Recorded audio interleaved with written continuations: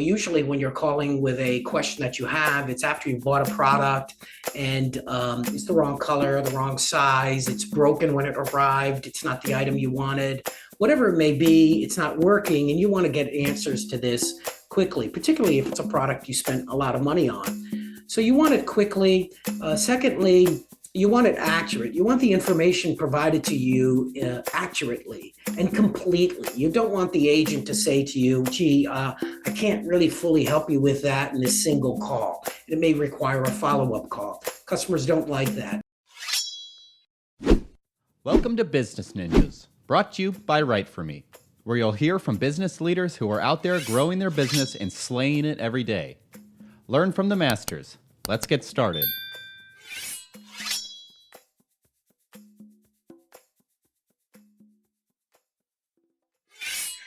Hey everybody, welcome back for another episode of Business Ninjas. I'm here today with Dean Macri. He's the founder and CEO at Cielo. Dean, welcome to the show. Thank you, Kelsey. Thank you very much for having me. Yeah, excited to have you. So Dean, why don't you start and tell us a little bit about yourself? Well, I am the founder and CEO of Cielo. As you mentioned, our market probably knows us as CieloCX, which stands for customer experience. We focus mostly on customer experience, but also employee experience. And we're not a new company, though we're small, intentionally small. And our focus, our DNA really is about helping contact centers improve their customer experience. Interesting. Tell me a little bit more about Cielo and how you got started. Right. As I said, we're not a new company. We actually founded the company in 2004. So we've been around for quite a long time. In 2004, again, we've always been focusing on how do we help consumers get to the information that's important to them as quickly as possible. And in 2004, we developed a mobile video streaming app for Major League Baseball. Sports fans particularly, in helping them to get access to live scores, real-time scores, but also video recaps of Major League Baseball games. So that was our first customer, Major League Baseball, and then we developed a similar app for the NBA, for other properties like Red Bull, so a consumer brand, Red Bull, because they had a lot of video content. And so it was really kind of, again, customer-oriented. Focusing a fan is a customer and getting them access to the content that they wanted quickly on a mobile device. And in those days, in 2004 and 2005, that was pre-iPhone. I'm not sure what kind of phone you had in 2004, but it was very novel at the time, and fans really, really enjoyed it. Mm-hmm. That's really interesting. And, you mentioned, working with call centers now. So talk to me about that growth and how you went from, an app to working with call centers now. Right. It's quite a journey. Well, in 2004, 2005, it was streaming video to a mobile phone was novel and new. There was no iPhone at that time, and there really was not an app store. So the only way we could get our app onto cell phones was by sending them a text message. And then a little bit more fast forward when the App Store became a thing and iPhone put apps really on the map or in the hands of every consumer, there was a lot more competition for us. Particularly, we were competing with other app vendors. And I think the thing that we realized we did uniquely, wasn't really unique, but not every app vendor did this, was have the ability to send a text message, both receive and send. So two-way text messaging became really a differentiator for us. And we began to focus on text messaging as our core technology. And today we use that technology as a way to help contact centers have conversations in more real time with their customers. Again, still part of our DNA is helping customers get access to the information that they want quickly to resolve a question that they have. And we help contact centers do that via text messaging. Tell me a little bit more about that.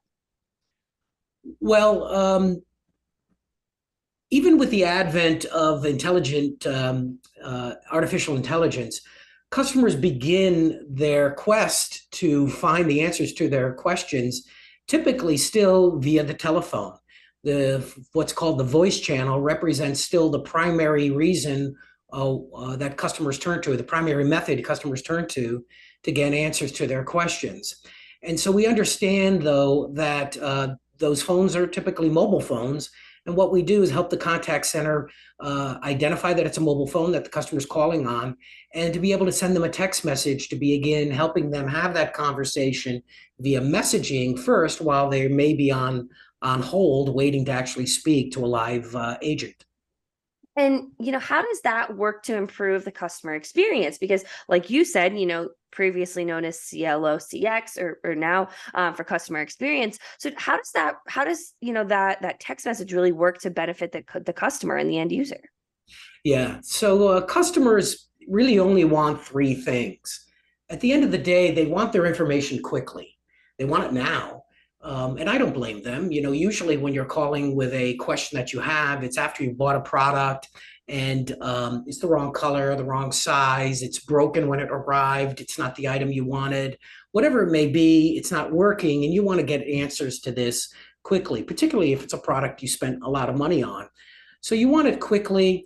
Secondly, you want it accurate. You want the information provided to you accurately and completely. You don't want the agent to say to you, gee, I can't really fully help you with that in this single call. It may require a follow-up call. Customers don't like that. And the third thing is they want it personalized, right? They want to, when you call, they want the agent to know who you are. And they want the agent to be able to be almost familiar with why you're calling in the first place. So if you can do those three things, then you go a very long way to making that customer experience more enjoyable and more successful.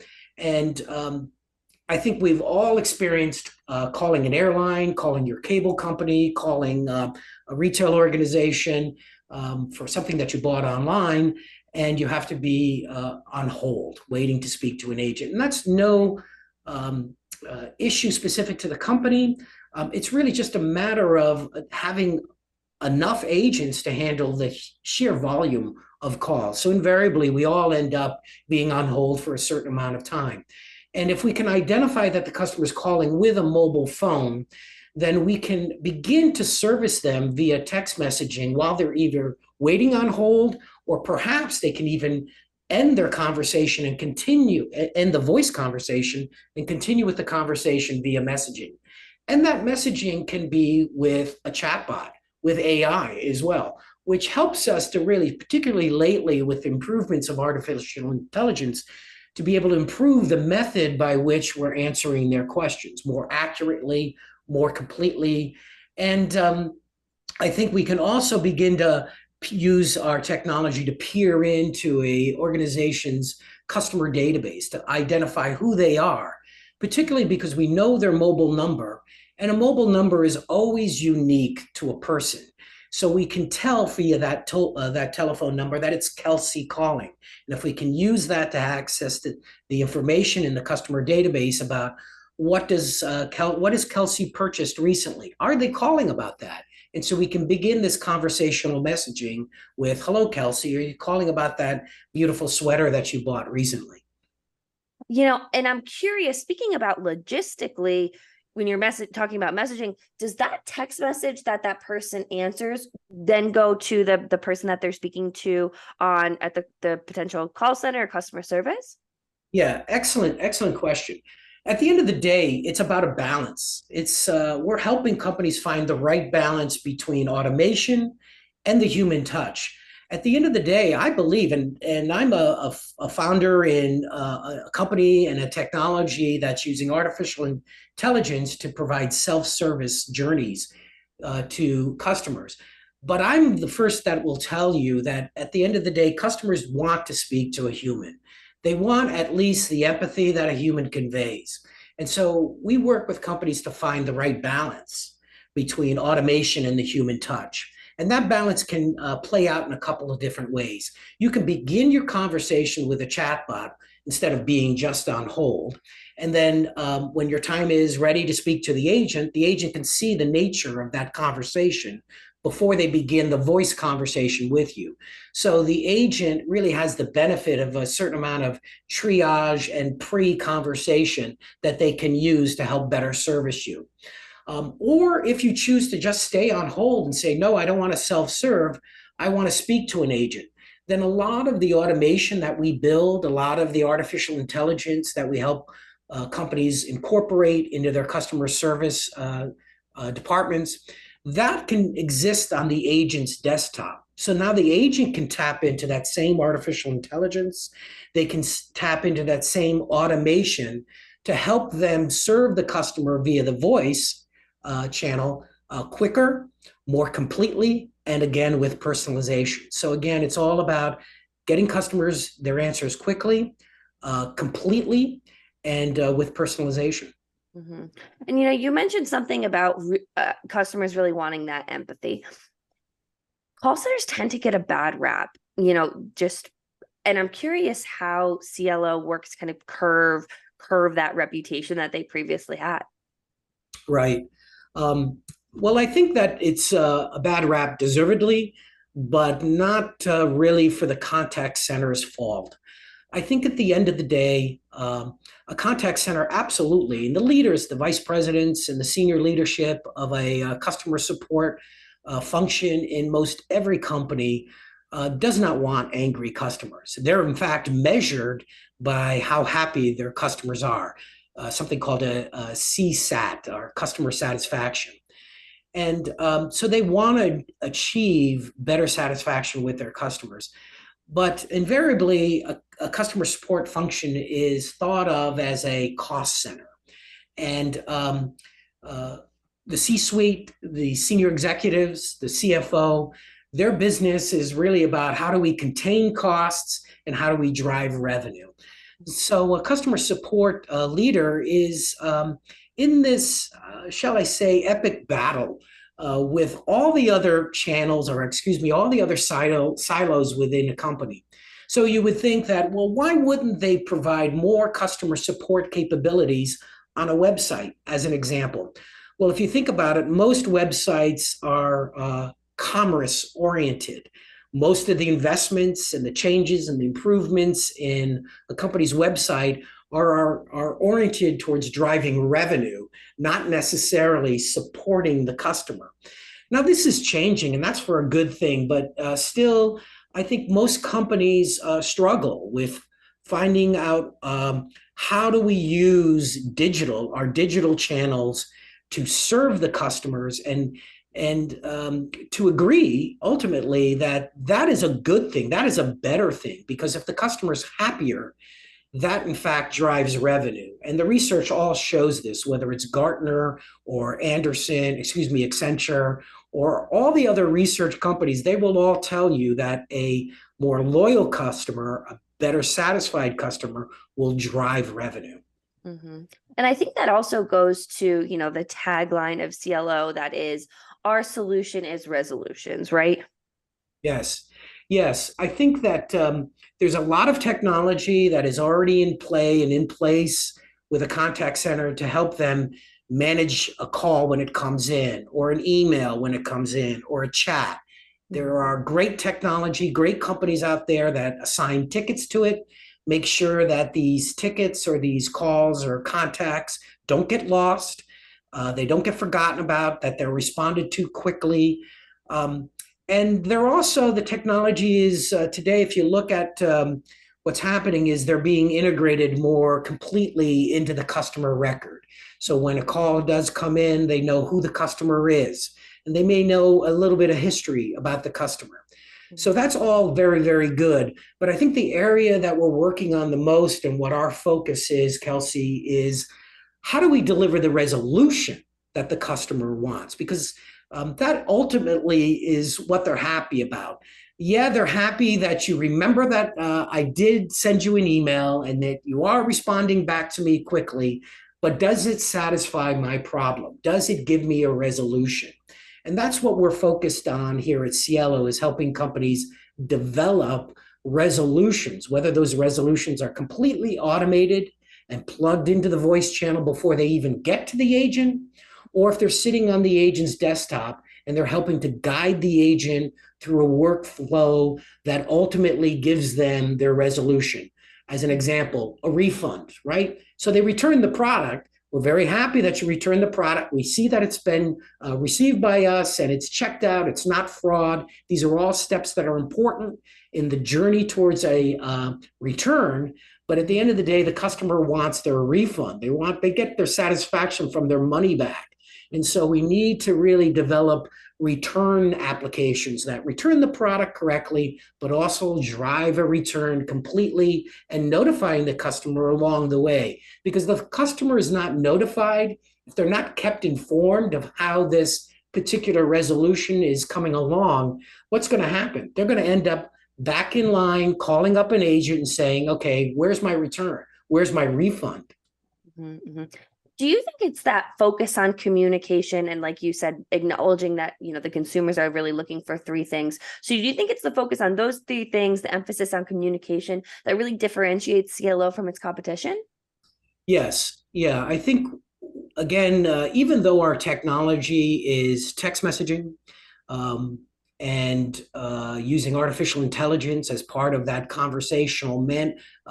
conversation that happens, I think at the journey towards the ultimate resolution might require some more time after the original contact has taken place, like a return. They have to return the product. It has to arrive at the warehouse. The company has to check to make sure that it's not a fraudulent product being returned. And then, of course, they have to go through the process of issuing a refund. All of these steps or milestones in the complete resolution can be communicated to the customer. And if you communicate to the customer, keep them informed, even though their resolution is not happening quickly, which is what I said, they all want it fast, even though it's not happening quickly, they're at least being kept informed of the progress. That makes them feel important.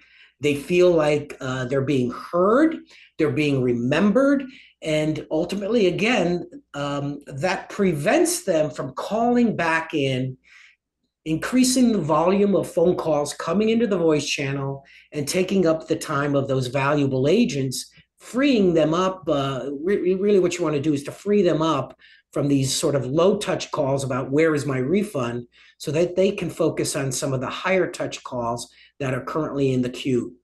Mm-hmm. And you mentioned a few times about leveraging AI. Talk to me about a little more specifically about how Cielo is really leveraging AI, specifically ChatGPT, to impact the customer experience. Right.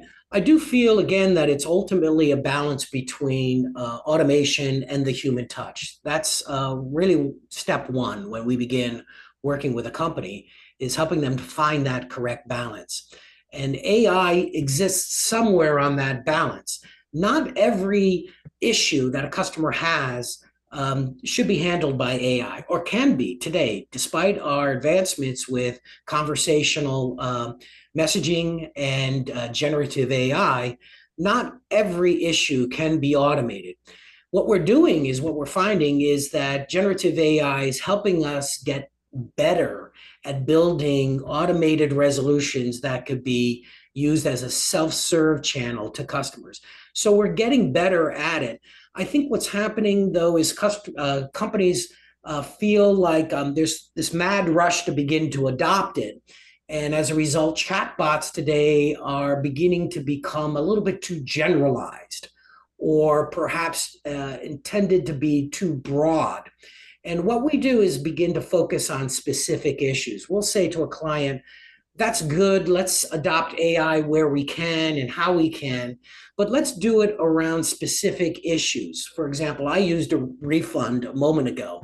What can we do to use AI to build self-serve resolutions around refunds and returns or exchanges?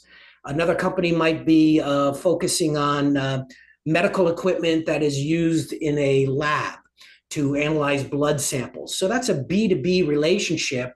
And maybe those issues are sometimes filters. The filter inside the lab equipment needs to be cleaned periodically. And so we can use AI to help remind the lab assistant to clean the filter before it becomes a problem. So I see us using AI as a way to predict when issues are going to happen, so that we can prevent those calls from coming into the voice channel.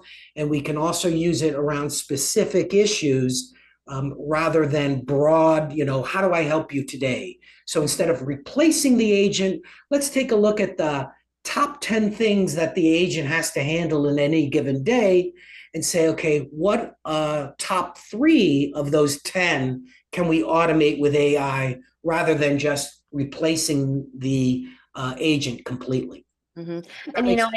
yeah, no, absolutely. And I think it's that personalization that is great. Acknowledging that, there certainly is a place for technology, for AI, but also recognizing that, consumers are looking for those 3 things that you mentioned before. And really, sometimes they need to talk to somebody. So I think it's a fantastic balance that Cielo is really working to leverage that customer experience and take, the customer experience to the next level. I think that's fantastic. So.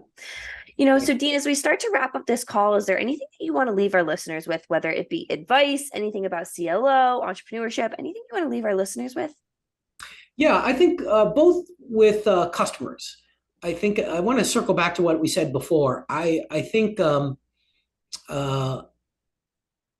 you mentioned why do customer service organizations get a bad rap? And I think at the end of the day, you know, they're trying very hard. If customers look at the fact that they want to uh, be understood, they want to be heard, and understand that most contact centers do want to perform that, but understand that it's a struggle because you just can't hire. They can't hire enough agents to satisfy and to answer all the calls. And in an attempt to hire more agents, that you invariably hire agents and maybe put them on the phone before they're fully trained. And so some agents are being trained. So that idea of empathy, it works both ways. I think contact center organizations need to adopt technology. We're a technology company. We want them to adopt technology. But I think their leadership needs to understand that, again, at the end of the day, the agent and their empathy is the best thing. So we help them find that balance. And it works both ways to a customer when they're calling in, with a little bit of empathy on their part.